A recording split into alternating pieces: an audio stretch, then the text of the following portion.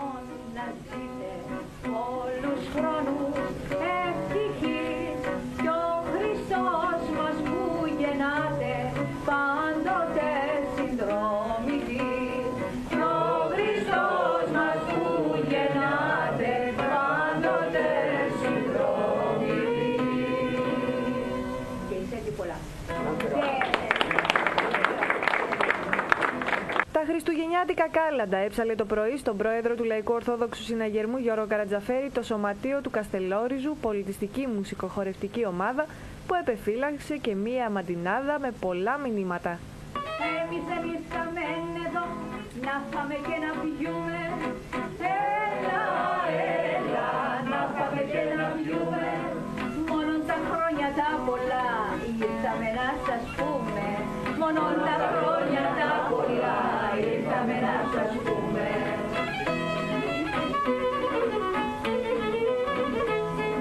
Πρόεδρε Λεβέντη μου, Σάρι και Βουγιουκλή μου, έλα, έλα, Σάρι και Βουγιουκλή μου, καμάρι της Αρκαδίας μας, όλη χαρά δική μου, καμάρι της Αρκαδίας μας, όλη χαρά δική μου.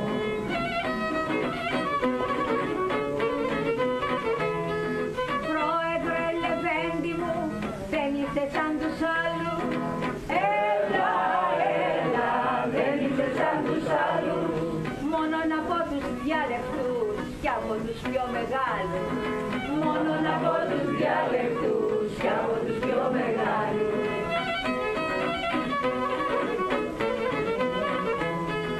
Πρόεδρε Λεβέντη μου, χρόνους πολλούς να ζήσεις, έλα, έλα, χρόνους πολλούς να ζήσεις, ανώτερα αξιώματα σύντομα να αποκτήσεις, ανώτερα αξιώματα σύντομα να αποκτήσεις.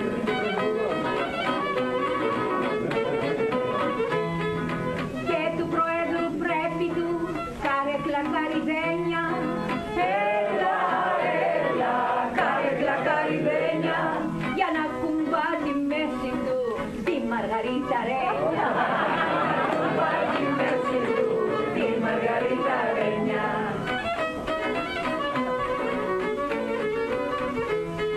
Πρόεδρε Λεβέντη μου, γεια σου και πάλι γεια σου, έλα, έλα, γεια σου και πάλι γεια σου, κουμάει το τραντάφυλλο να είναι παντά η καρδιά σου, κουμάει το τριαντάφυλλο να είναι παντά η καρδιά σου.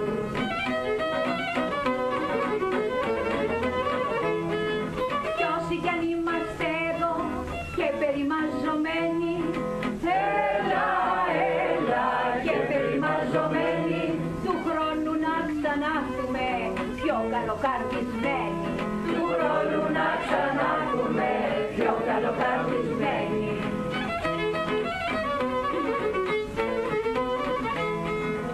Ένα τραγούδι θέλω να πω επάνω στο λεμόνι, έλα, έλα, επάνω στο λεμόνι, να μας ζήσει ο πρόεδρος, οι βουλευτές του όλοι, να μας ζήσει ο πρόεδρος, οι βουλευτές του όλοι.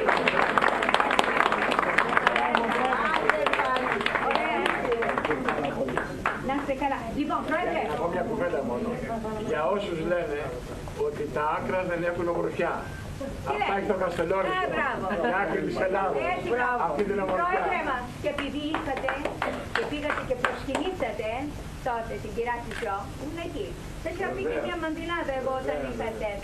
Θα μου επιτρέψετε να τραγουδήσω το τραγουδάκι της. Βεβαίως να το ακούσουμε. Έτσι, μπράβο. Ήταν μια πολύ ωραία ανάμνηση από τις εκλογές.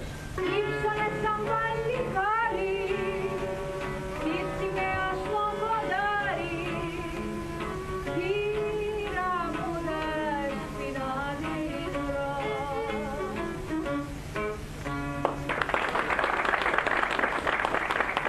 Αντιλαμβάνεται ο καθένας ότι υπάρχει μια ευαισθησία για την κυρά της Ρο, το νησί, την ιστορία που έχει συνδεθεί με την τελευταία περίοδο της χώρας.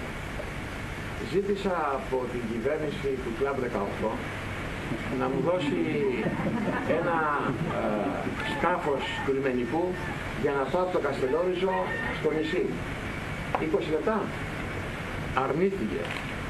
Αρνήθηκε η κυβέρνηση στο 4ο κόμμα της Ελλάδος να δώσει ένα περιβολικό.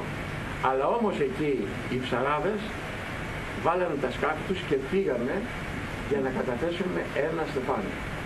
Και εντύπωση μου έκανε που μου είπαν ότι δεν έχει πάει ποτέ Έλληνας πολιτικός αρχηγός να καταθέσει ένα στεφάνι. Νομίζω ότι είναι ντροπή σε αυτή την καχεξία της ανάδειξης ηρώων που έχουμε το τελευταίο καιρό να υπάρχει αυτή η ηρωίδα, το παλικάρι που σήκωνε στο κοντάρι τη σημαία, να μην πηγαίνουν να τη βάλουν. Εμείς λοιπόν επειδή τιμούμε τις αξίες και πιστεύω ότι όλοι θα συμφωνήσετε ότι ελπίδα και οράματα που περιμένουμε από ήρωες και αγωνιστές, από τον Λεωνίδα, τον Μικριάδη και τον Θεμιστοκλή και όχι από τον Εφιάλτη. Δεν ξέρω αν γίνει καμία εξαίρεση τώρα. Να είστε καλά πρόεδρε μας, να είστε καλά πάντα άξιος. Καλή χρονιά. Χρόνια σας πολλά, να είστε καλά κυρίες Σταθελή. Οι μέρες των